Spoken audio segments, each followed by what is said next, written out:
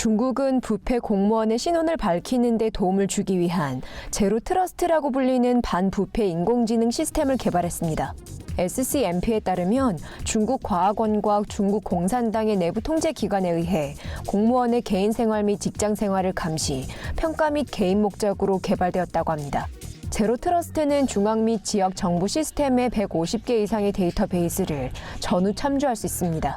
이번 프로그램에 참여한 한 연구원의 말에 따르면 이 시스템은 재산권 이전, 인프라 건설, 토지 구매 및 집 철거를 위해 고안되었습니다. 연구원들은 은행 저금의 갑작스런 증가, 신차 구매 및 가족, 친구 혹은 공무원 당사자 이름으로 이루어진 정부 계약 입찰 참여를 탐지하는 시스템을 개발했습니다. 이 시스템은 이후 부패 관련 행동의 개연성, 그리고 경찰 당국이 이에 대한 경고를 받을 필요가 있는지를 계산합니다. SCMP에 따르면 제로 트러스트는 단지 국가 및 도시 30개에서 시행되었지만 횡령, 권력 남용, 정부 펀드와 친족 등용과 같은 악용 행위에 연루된 9,721명의 정부 관계자들을 잡아낼 수 있었다고 합니다. 단지 일부만 교도소에 들어갔다고 하는데요. 그러나 대부분은 경고 혹은 경미한 처벌을 받고 직장은 유지할 수 있었습니다. 이거 참 놀라운데요? 그러나 솔직히 중국에서 부패 잡아내려고 인공지능까지 필요한가요? 그냥 눈만 떠도 발견할 수 있지 않을까요? 지속 가능성에 한 발짝 더 다가갔네요.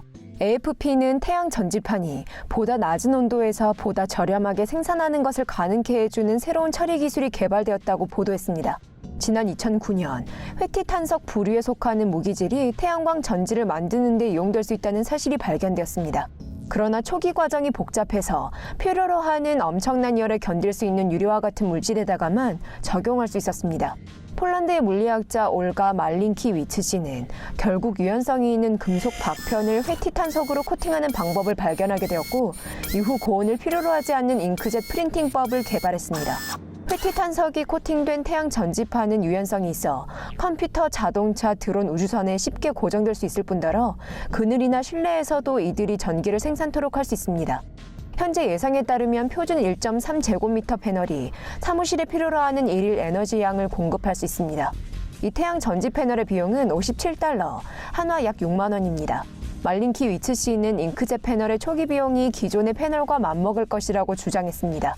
그녀가 이끄는 썰 테크놀로지라는 회사는 스웨덴의 건설회사인 스칸스카와 협력하고 있는데요. 이 건설회사는 전 세계에 걸친 이번 프로젝트에 태양 전지 기술을 적용시킬 겁니다. 전문가들은 회티탄석 기술이 모두가 태양에너지에 접근할 수 있도록 하여 세계 에너지 빈곤 문제를 해결할 수 있는 잠재성이 있어 혁신일 수 있다라고 말했습니다. 질병통제예방센터의 통계에 따르면 10만 명의 미국인들이 겸상적혈구 빈혈을 가지고 살아가고 있다고 합니다. 겸상적혈구 빈혈은 신체의 혈액과 산소 흐름에 영향을 주며 빈혈증, 시력 상실, 그리고 뇌졸중과 같은 위험한 합병증에 도달할 수 있습니다. 새로운 연구는 겸상적혈구 빈혈이 일으키는 해를 끼치는 것처럼은 보이지 않는 조용한 뇌졸중이 신체의 일상 기능에 영향을 줄 수 있는지를 조명했습니다. 질병통제예방센터에 따르면 겸상적혈구 빈혈은 신체 구석구석 산소를 전달하는 역할을 하는 적혈구 속의 헤모글로빈이라는 분자에 영향을 미치는 질환이라고 합니다.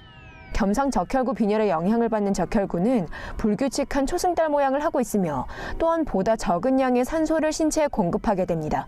미국 혈액질환 학술지에 실린 새 연구는 겸상적혈구 빈혈에 의해 야기된 제한된 산소와 혈액의 흐름에 영향을 연구했습니다. 제한된 산소와 혈액 흐름의 영향을 연구했습니다. 특히 겸상적혈구 빈혈 환자들 중 조용한 뇌졸중에 있어서 그 역할에 대해 연구했습니다. 조용한 뇌졸중은 치명적이지 않은 뇌의 한 부분에서 혈액의 흐름을 방해하면서 생기는데요. 그러나 이들은 축적되어 뇌 기능에 손상을 줄 수 있습니다. 연구원들은 동맥 스핀 라벨링이라고 불리는 첨단 영상 기법을 이용해 백질이 보이는 뇌 영역으로의 산소 전달이 겸상적혈구 빈혈을 가진 환자에게서는 35% 감소했다고 전했습니다. 대부분의 조용한 뇌졸중은 백질을 가진 뇌 영역에서 발생합니다. 연구 결과는 신체가 유런히 존재하는 회백질로의 혈액을 우선적으로 공급한다는 사실을 보여주었습니다. 회백질 부분에서의 뇌졸중은 심각하고 영구적인 손상을 일으킬 수 있는 반면 백질의 뇌졸중은 심각하고 즉각적인 결과 없이 뇌의 정보 처리 속도를 떨어뜨릴 수 있습니다. 그럴 때도 됐죠. CNBC는 페이스북의 메신저 앱이 현재 유저들로 하여금 보낸 메시지를 삭제할 수 있게 해주고 있다고 보도했습니다. 드디어 가능해졌네요. 전송 취소 특징 없이 이때까지 생존할 수 있었다니 거의 기적에 가깝습니다. 그러나 다행스럽게도 이러한 암흑 속의 나날들은 드디어 끝이 납니다. 페이스북의 언론 발표에 따르면 메시지 전송 후 유저들이 후회를 하게 되면 제거를 선택하기만 하면 된다고 합니다. 이렇게 하면 삭제되었다는 메시지가 대신 뜨게 됩니다. 단 전송 후 10분 내에만 취소할 수 있다는 게 흠입니다. 그냥 말을 막 찍는 사람들은 제거 기능을 사용하면 특정 내용만 취소할 수 있고 원하는 내용만 떠 있을 수 있게 할 수 있다고 전해졌는데요. 다행스럽게도 이 기능에는 시간 제한이 없습니다. 페이스북은 테크크런치가 마크 주커버그의 메시지들이 보안 목적의 이유로 받은 이의 메시지함에서 제거되었다는 사실을 밝힌 이후 몇 달 전 이 기능에 대해 유저들에게 약속을 했었습니다. 소셜미디어 거대 기업인 페이스북은 메시지 제거 기능이 iOS 그리고 안드로이드의 최신 버전 메신저에서 이용 가능하다고 전했습니다. 자, 이제 다른 소셜미디어 앱들도 이 흐름에 올라타면 되겠습니다. 같은 기술이 인간에게도 적용될 수 있을까요? 라이브 사이언스에 따르면 미국에서는 장기 이식 환자가 매 10분마다 추가된다고 합니다. 네이처 커뮤니케이션이라는 저널에 실린 논문에 따르면 연구원들은 신장이 발달하지 않도록 유전적으로 조작된 쥐 배아를 선택해서 쥐들에게서 얻은 줄기세포를 주입했습니다. 이 배아들은 임신 말기인 쥐의 자궁에 이식됩니다. 이 쥐들은 성공적으로 신장을 키워냈는데요. 그러나 조작된 유전자는 숙주만의 신장을 키워내지는 못하며 후각을 상실하게 만듭니다. 이러한 변화 때문에 젖을 물지 못하고 태어난 지 얼마 지나지 않아 죽습니다. 이 때문에 과학자들은 만들어지는 신장의 유효성을 연구하기가 쉽지 않습니다. 또 다른 우려점은 바로 다른 종에서 장기를 키워내는 것이 결국 숙주세포의 장기 오염으로 이어진다는 점입니다. 결국에는 이러한 기술은 다른 동물에서 인간의 장기를 키우는 상황으로 다다를 겁니다. 그러나 이 논문의 수석 연구원인 마스미 히라바야시 씨는 이것이 보다 큰 윤리적인 문제를 가지고 있다고 설명했습니다.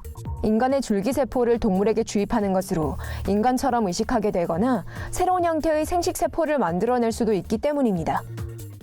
뉴 아틀라스에 따르면 연구원들이 뇌로 흘러들어간 뒤 시냅스를 손상시킬 수도 있는 특정 혈전 단백질을 규명해냈다고 합니다.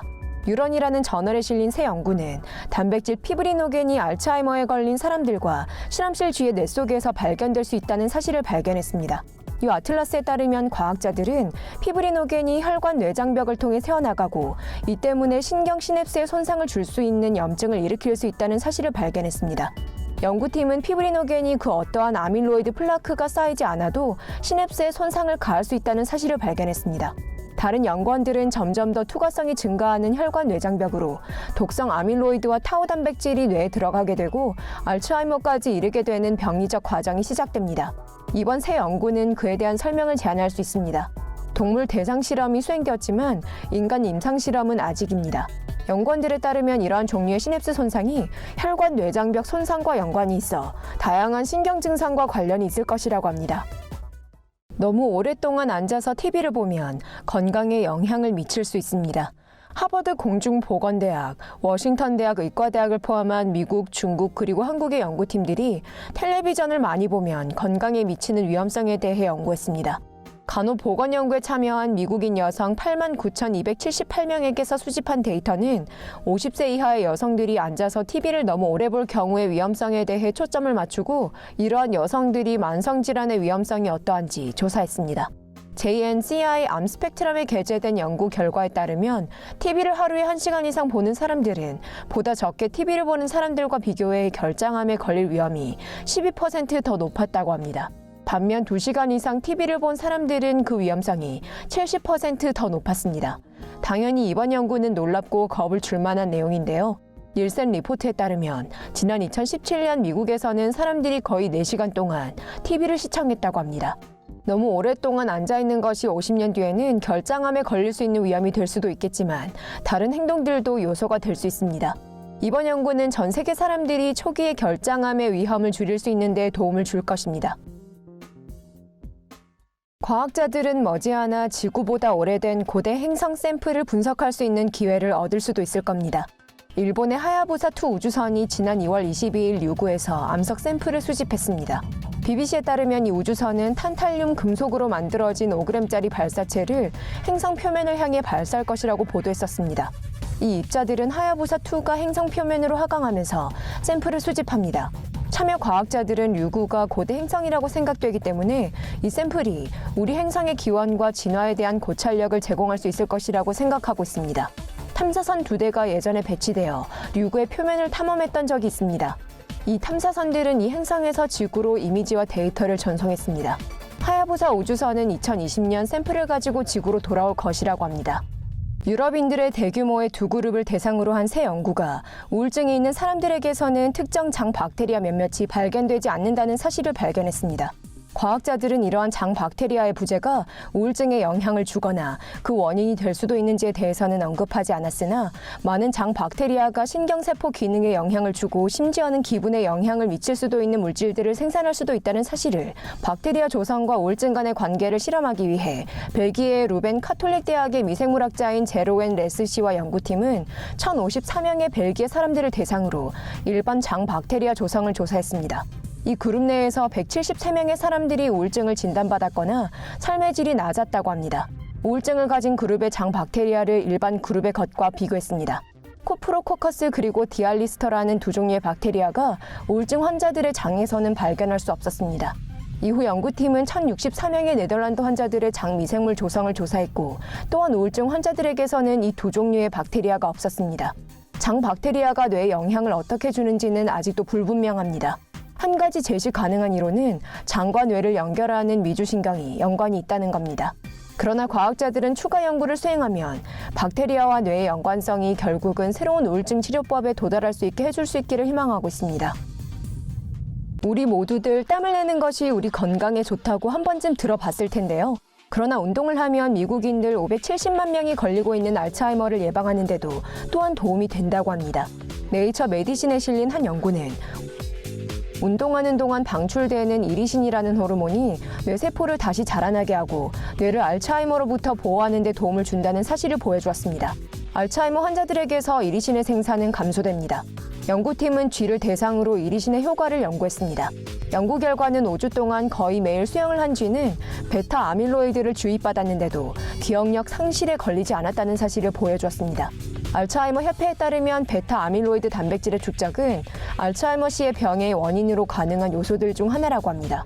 그러나 매일 수영을 했지만 이리신이 차단된 쥐들에게서는 그 어떠한 개선도 보이지 않았으며 운동을 하지 않는 베타 아밀로이드 주입군의 쥐들과 비교해서도 기억력이 더 낮지는 않았습니다.